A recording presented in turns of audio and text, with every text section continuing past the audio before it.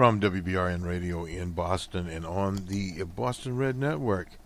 The title of our episode on the 10th of January 2018 is Steve Bannon replaced.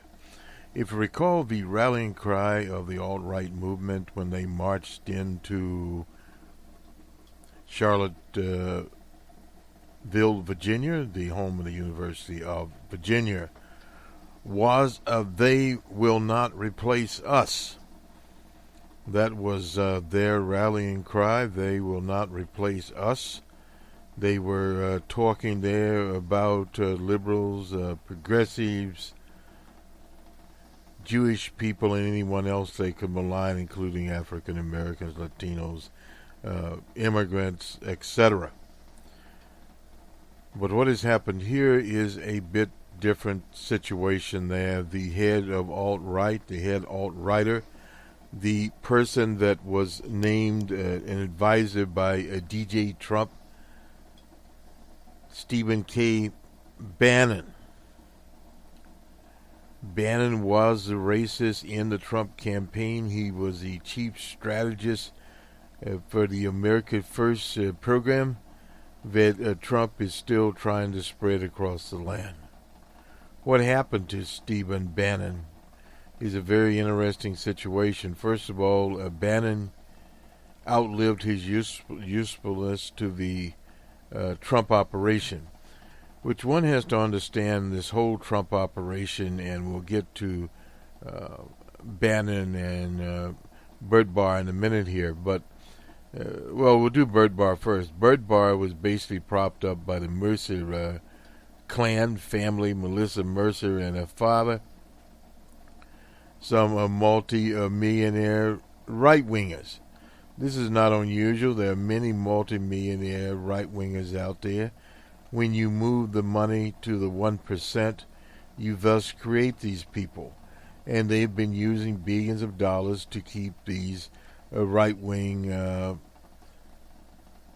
campaigns and programs going.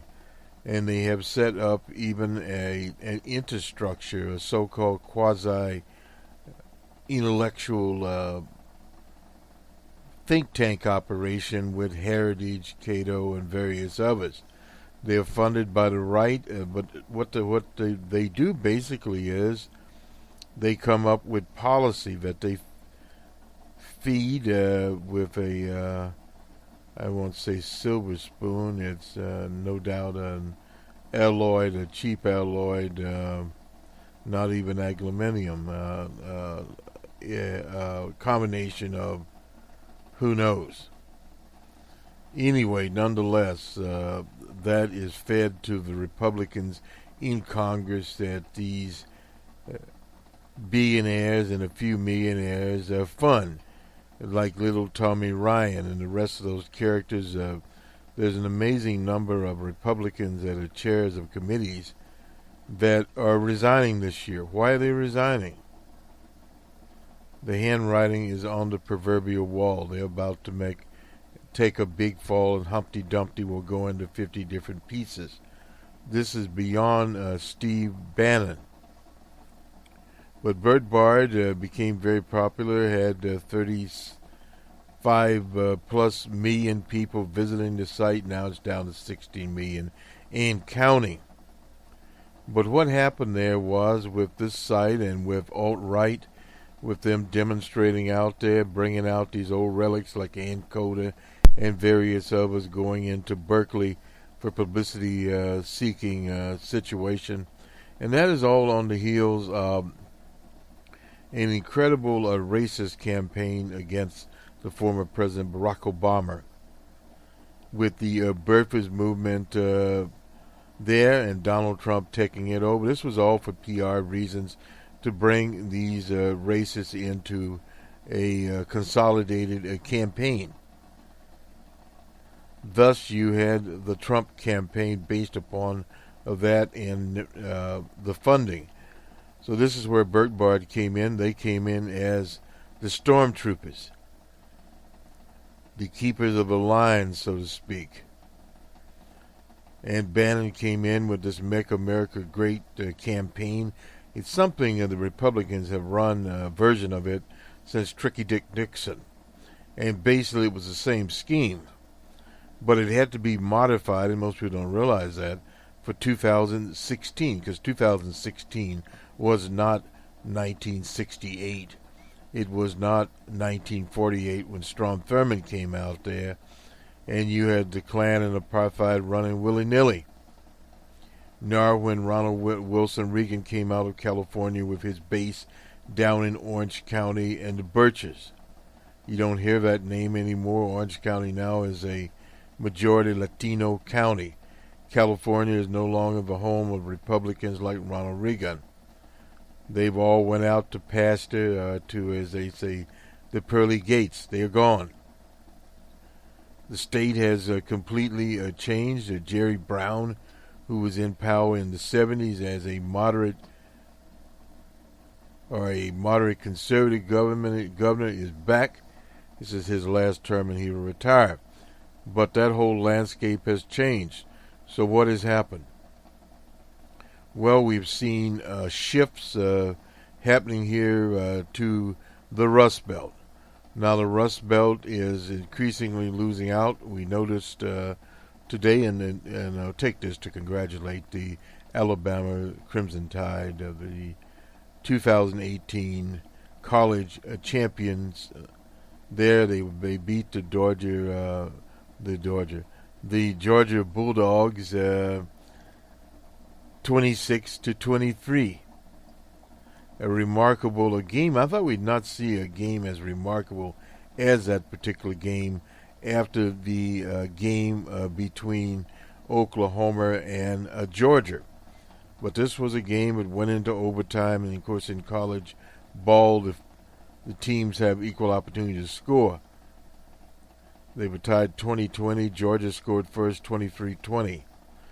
Mr. Tui, a freshman, a quarterback, throwing to another freshman, threw 41 yards, and into that. Thus, Alabama is the national champion. But the Alabama story is beyond that. The car makers, Mazda, and who was the other car maker there, has decided they will place a plant in Alabama. Well, this fits into our story here, our Alabama story, because what happens here is that Alabama being chosen by Mazda, and I think it'll be the sixth car company in the state of Alabama, a fourth car company there in Alabama, and that is part of the shift that is taking place. Toyota and a Mazda plant. North Carolina was the other bidder for the plant. Evidently, Mazda they will build, and this is a new kind of plant there. They announced a joint venture to build a $1.6 billion assembly plant, which will create 4,000 jobs. It'll be up and running in 2021. And the reason they won out over North Carolina was the supply chain. Supply chain is very, very important in the car industry. Toyota is the world's largest car maker. It used to be GM. Already has factories in Indiana, Kentucky, Mississippi, and Texas, as well as an engine plant in Huntsville. So they announced $106 million expansion. Now, Mazda had stopped making vehicles in the U.S. in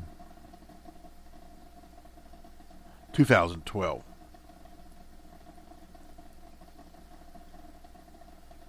So Alabama was one of 11 states where it would land. Employment in the automobile sector in Alabama currently tops 57,000, with 225,000 jobs in that automotive supply chain amongst 160 companies. So they are starting in the South there to rival Detroit. And this is where you're starting to see the shift. to the Rust Belt in Michigan. It's being abandoned because what we're talking about here with Mazda and Toyota, they're building a plant that will drive the new automated cars and electrical cars. So it's a different ball game.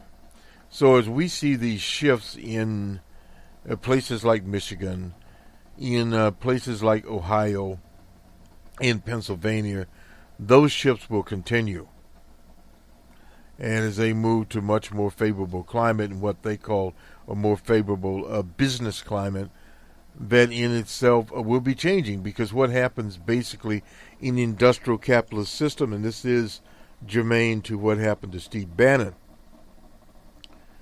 the rug was shifting onto him and he had sand on his feet. DJ Trump is going to Davos conference. That is the meeting place in Europe where all the capitalists meet. The last president to appear there was Bill Clinton, over 20 years ago. We cover that at WBRN under our Numbers Man franchise and have been covering it for over a decade, and we'll cover it, of course, this year. The World Economic Forum sets out proposals, and the leading quote-unquote intellectuals in the capitalist world appear there. We also cover the demonstrations that appear outside. But where the significance is here, that DJ Trump and his Buy America campaign, America First campaign, what in the hell is he doing at Davos? Because Davos is all about the internization, globalization of capitalism, period. The Chinese will be there, the Russians will be there, the emerging world will be there, along with him. So this is part of what has happened to Bannon. The millionaires and billionaires backing that particular movement, the Mercers, etc., they've seen the handwriting on the wall. Bannon and his people are out, and they have substituted for them the quote-unquote Republican Party. The operation run on Capitol Hill by old man McConnell and Tommy Ryan. Now, these people are nonetheless dangerous. Tommy Ryan, a disciple of the drug addict Ayn Rand, there, and the Republicans, they have their little playbook. They've got their tax scam, the giveaway to corporations that is passed. Now they have to come to an agreement on the debt ceiling, and then they will go to budgetary matters and social programs. But anyway, back to Steve Bannon. That was where we started here. Bannon fell out of favor, and supposedly the book did him in. We covered Mr. Wolf's book, where Bannon talked about the meetings between Little Trump, I think that's Donald Trump Jr., and various other officials of the administration with officials of the Russian Federation. But that attack forced supposedly Rebecca Mercer, a donor, to criticize Bannon. She, according to this Washington Post article here, provoked the anger, ire of her anyway, on comments in his book. That's the Fire and Fury Inside the Trump White House. Is quoted as saying that the son, Little Trump, and the son-in-law, Jared Kushner, engaged in treasonous behavior by secretly meeting with Russian representatives during the campaign to get on flattering information about Hillary, the monster Clinton, otherwise known as Crooked Hillary. Trump replied to Bannon, Steve Bannon has nothing to do with me and my presidency, which was a lie. When he was fired, he not only lost his job, he lost his mind, and referred to him as sloppy Steve. Well, the problem there was that the Mercers had the financial rug of this Bert Bard operation there, and they forced Bannon out, period. In fact, his editorial meeting, he chaired the editorial continues to chair the editorial meeting and host its satellite program. The comments, of course, signaled an end to that. He's no longer on Breitbart Radio, nor is he chairing anything. He is out the door, and one of the things with the right, as LBJ used to say, rattlesnakes don't commit suicide. Well, these rattlesnakes have. They have abandoned Steve Bannon. He doesn't exist with them. This Patrick Cadell, incidentally, Patrick Cadell was around when we were around George McGovern's campaign, the late Dr. George McGovern. He was a poster. He went from being a progressive to being a reactionary. Of course, he's been a reactionary for a very, very long time, period. Now, with Bannon gone and the alt-right being replaced willy-nilly, what will happen to the right-wing movement, we only will see, because the prestige is not there. The Trump people have moved on to the World Economic Forum in Davos. That's in Switzerland, something that Bannon detests, and signaled that he would be willing to work. This is Trump on the Dreamers. Now, the Dreamers, this is something to be understood here. The Dreamers, the so-called Dreamers that are under a temporary basic plan to remain in the U.S. These are people brought here, young people brought here by their parents, and they've been educated here. That is a business situation, period. Now, you look at the various parts of immigration. There's immigration involving people that come to the U.S. Under hostile circumstances, refugees. But this is a totally different type of situation here. This is a purely business situation, and the Republicans dealing with that kind of situation is totally different, period. And it goes on here to report that Bannon was still at the Washington headquarters, a townhouse known as the Breitbart Embassy. He lives upstairs while the media operation is downstairs. Now, as I understand that, he actually owned the place, the townhouse. During his time in the White House, he told others that he was living in a high-rise in Virginia. So who knows where he's living. It doesn't really matter very much there. His prospects seem to cloud in recent days. That is their commentary there. He's been comparing himself to Thomas Cromwell. And of course, Cromwell had served as an advisor to Henry VIII in the 16th century, but fell out of favor. And of course, they chopped his head off. Some conservatives who worked closely with Bannon were harsh in response, but all but writing his political obituary. Edward Rollins, a Republican strategist who worked with Bannon, and is a chair of the Great American PAC, one of many front PACs for DJ Trump. Breitbart was his voice, and it's been taken away from him, leaving him with nothing. From Newt Gingrich, calling from Rome, his wife evidently is there, is an ambassador to the Holy See. She went literally from being ambassador to the Holy See, from being out in a truck with Newt getting a quickie. Anyway, I won't go into that one. But Newt, no man that is absent of words, is a word master himself, went on to say, casting Bannon as a minor player, the groundskeeper at the country club didn't do a good job, so the president got a new groundskeeper. Gingrich said, describing Bannon's fall, exit from the White House, when asked if he was calling Bannon a groundskeeper. Those who tend to the greens and fairways of the golf course, Gingrich said yes. If you decide you are so important you can take on the president's daughter, son-in-law, and 2 sons, you lose. It has lots of consequences, no doubt about that. That was something that was not appreciated by DJ Trump. and DJ Trump is known to be a very vindictive person.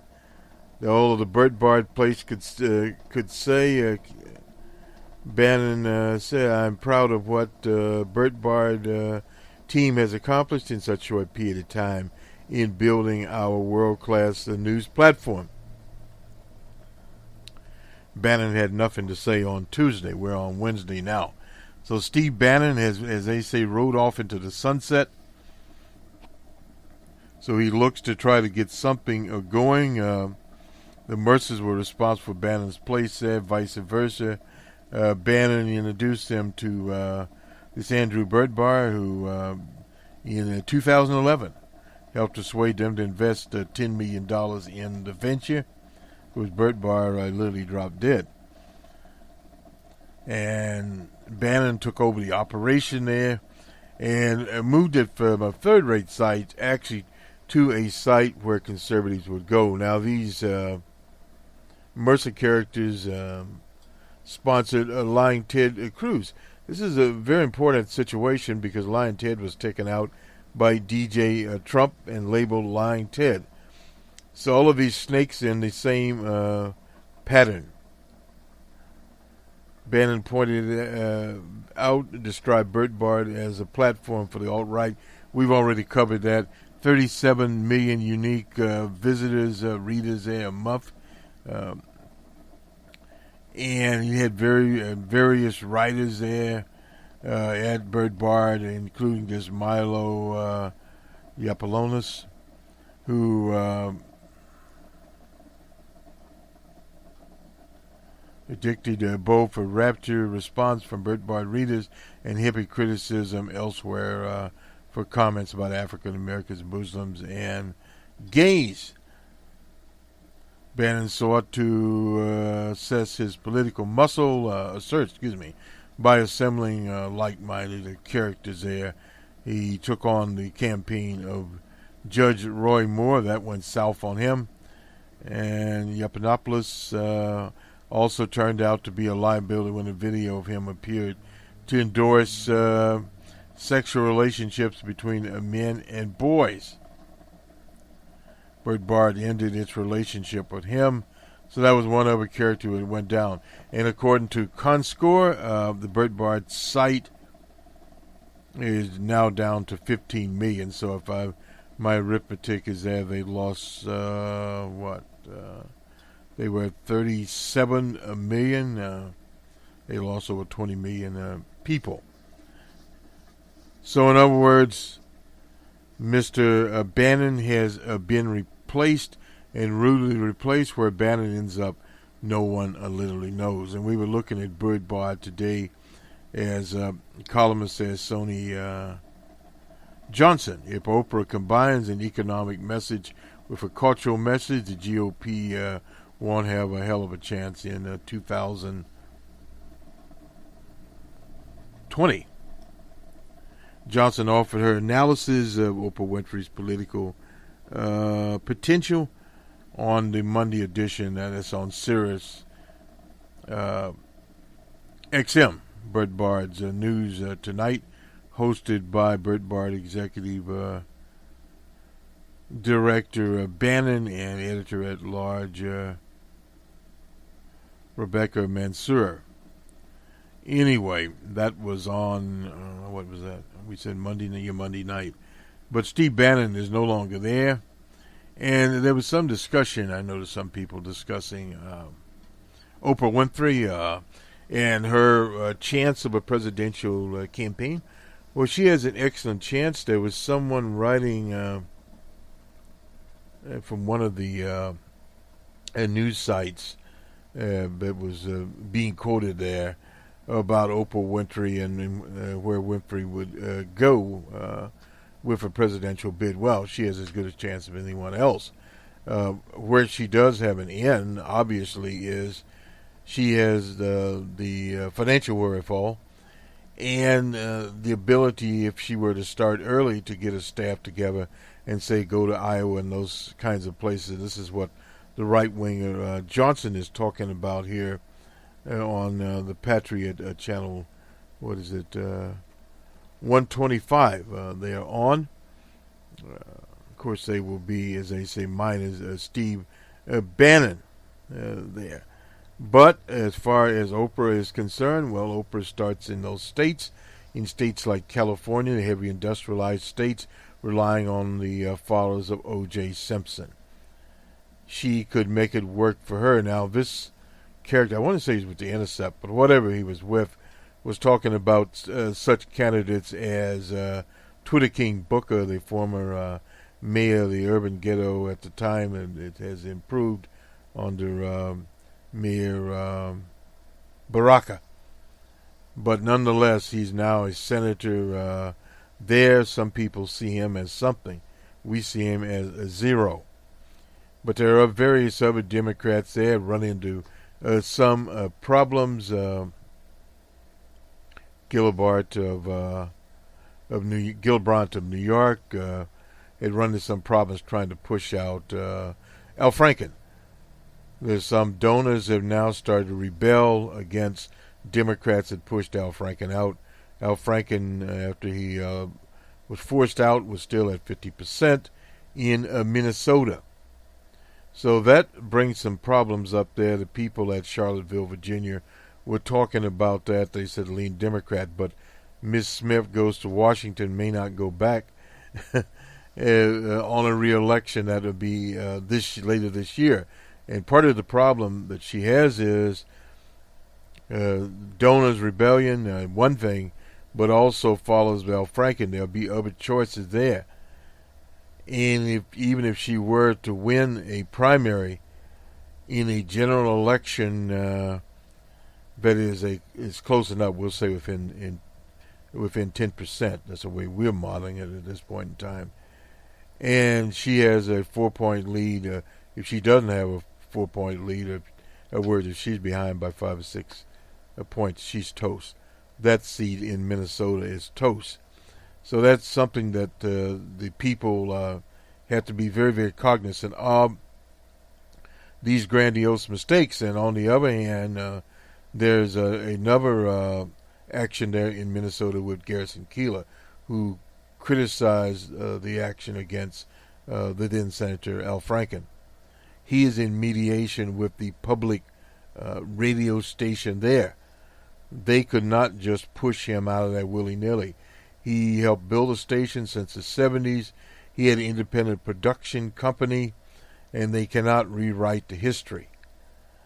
So they're negotiating now, mediating, rather than going to court, and he would be victorious. So these schemes, these are these opportunistic schemes. They're put on by people that really don't have very much going for them intellectually. They're not thinking strategically. They're just thinking in terms of being opportunistic. You can be opportunistic, but the problem is now with social media out there, if you make a mistake, it's magnified 1,000 times. And this is what's happened to those clowns that pushed out Al Franken. They're going to pay a significant price politically, but now also with donors starting to rebel, some of those senators are going to be in trouble, literally. A little commentary on that. But this sort of wraps up Stephen Bannon and where he stands with the alt-right and where the Republican Party stands. The Republican Party is going to be forced to cut a debt deal, and that is where they are, period. Now, also another concession here made by DJ Trump, there'll be no oil drilling off of the coast of Florida. Now, reversing course, this is Rick Scott, who'd like to be a senator, the governor who is term limited there. So they will not be drilling on the East Coast. 5 days after Zinke from Montana announced the offshore drilling plan, highlighting the importance of Florida.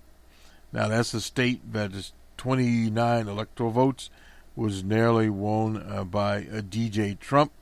And could DJ Trump repeat it? No. Republican governors also oppose the plan. Hogan, who is in Maryland, South Carolina, McMaster, and, of course, in the Commonwealth, Charlie Baker. a Republican should not be the head there. Bill Nelson came out on top with Zinke, a political stunt orchestrated to help Rick Scott, no doubt about that. But the shifting is a little bit beyond that. It is a political stunt.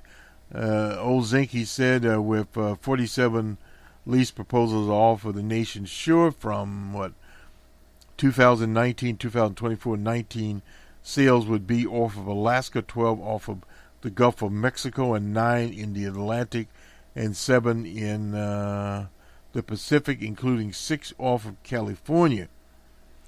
But see, California is a state the Republicans do not control and will not control in our lifetimes, period. So in other words, they see as nothing to lose there.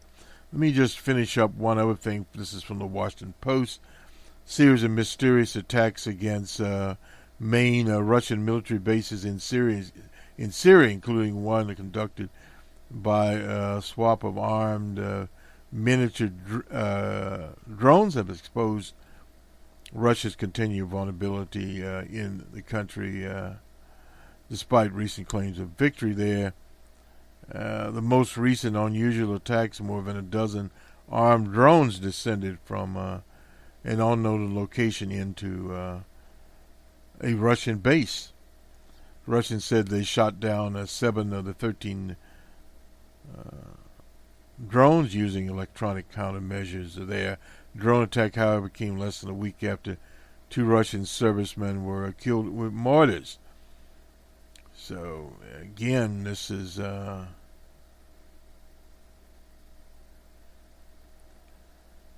including some aeroplanes there. Let me just finish this up. The U.S. is accused of supplying the technology for the drone attacks, no doubt. The ministry said in a statement on Facebook that a USS Poseidon reconnaissance aircraft was in the sky, no doubt about that also. The Russian defense minister said the drones used in the attack came between 50 and 100 kilometers from away there. So this is some of these shadowy groups. In other words, this war goes on. Nothing new about that. Oh, and from Reuters, senior State Department officials been sidelined by the DJ Trump operation. Lawrence Bartlett, head of refugee admissions at the Department of State's Population, Refugees, and Migration Bureau, is now temporarily assigned to another office at the State Department. Bartlett's future leadership of the Refugee Office had been in doubt for months. He is now a temporary senior advisor at the State Department that handles requests for information under the Freedom of Information Act, sending a civil servant of his experience and rank to that office is unusual. That's according to people familiar with the case. There's always been a punchline of jokes here, no doubt. Freedom of Information Act, that is. So the Trump administration is busily at work behind the scenes through executive orders, drilling on the coast and those kinds of things. So in other words, what they are doing is they are putting on a lot of show business, like not drilling off of Florida because they're in political trouble. There's no doubt about that. And as we look, even bigger things loom, like the state of Texas. If the Republicans start losing in Texas, they are in deep trouble. They know that Texas and some of those other southern states are the key. Those states are starting to turn. This is why you see all this activity in the Rust Belt. And this is unfortunate, the miscalculation in Minnesota. We'll see what happens in Michigan, our own Tina is running in Ohio. We have Ben Jealous running for governor in Maryland. Ms. Turner is there in Ohio. This will, we need to do the sports. Sorry about that. After congratulating the Crimson Tide. Incidentally, that was from Alabama.com where we got that information here. There's also Michael Cohen. He's a personal attorney of DJ Trump, filed a lawsuit against Fusion GS and a BuzzFeed there for defamation. Both suits claim that the infamous dossier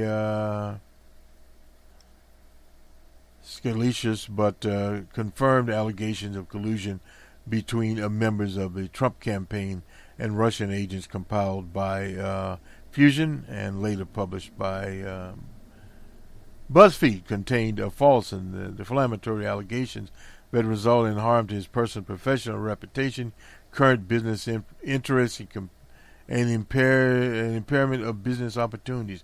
He won't win this. This is for publicity here. Period. According to, he filed both a state and a federal complaint named a BuzzFeed. Ben Smith, who used to be a Politico, Ken Benzinger, etc. Cohen claimed, even though defendant BuzzFeed expressly acknowledged the verified and potentially unverifiable nature of the dossier's allegations. They published it, the unredacted dossier and the article anyway without attempting to determine the veracity of these reports with the plaintiff himself. BuzzFeed spokesman defended the news organization's decision to publish it.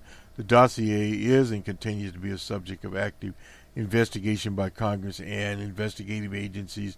The BuzzFeed said in an email it was presented to two successive presidents and has been described in detail by news outlets around the world. So this is Cohen. Cohen doesn't have a chance in this, but BuzzFeed published a 35-page document in its entirety. That was in January 2017. Dossier includes allegations that Cohen played a role in the alleged effort. Mr. Cohen, no doubt, will, or perhaps has been asked by various investigators. I want to be very clear, Cohen told ABC, I've never been to Prague or to the Czech Republic. I have never engaged in or been paid for or communicated with anyone representing the Russian Federation or anyone else to hack anyone or any organization, disseminate false news. Cohen also attached the interest of congressional investigators probing that the interference that Cohen told ABC in August that the Trump organization seriously considered the proposal and the plan was abandoned. Now, this is very strange here. He appeared before closed-door sessions. This is Cohen. His appearance before members of the Senate Intelligence Committee was postponed when they called for an open session. And the lawsuit is here. We'll either pinch it to this one or we'll pinch it to a different broadcast as we move ever close here. Let's see if we can get this. Let's do the NBA scores from last night. The Heat was at the Raptors. This is on, wait a minute, excuse me. Yeah. This is on the 9th. The Heat at the Raptors. The Heat 90-89. The Trailblazers at the Thunder. Trailblazers 117-106 for the Thunder. The Magic were in Dallas. Mavericks 114-99. The Kings were in Los Angeles. Lakers finally win a game 99-86 is what we have there. The NHL, yeah, we'll go ahead and give these scores as we sort of limp along here. Been sort of intriguing about the NHL. That's in the National Hockey League. Is some of the newer cities that are now part of the Hockey League. We primarily use ESPN as one of the sources here, at least on our roundup. The Jets were at the Sabres, Jets 7-4. The Canucks were at the Capitals, 3-1. The Blackhawks were at the Senators, Blackhawks 8-2. That was the final there. The Hurricane and the Lightning, Lightning 5-4 over the Hurricane. And the Lightning, Tampa Bay, okay. I have to remind myself of where some of these operations are. Panthers were at the Blues in St. Louis, 7-4. Panthers over the Blues. The Florida Panthers.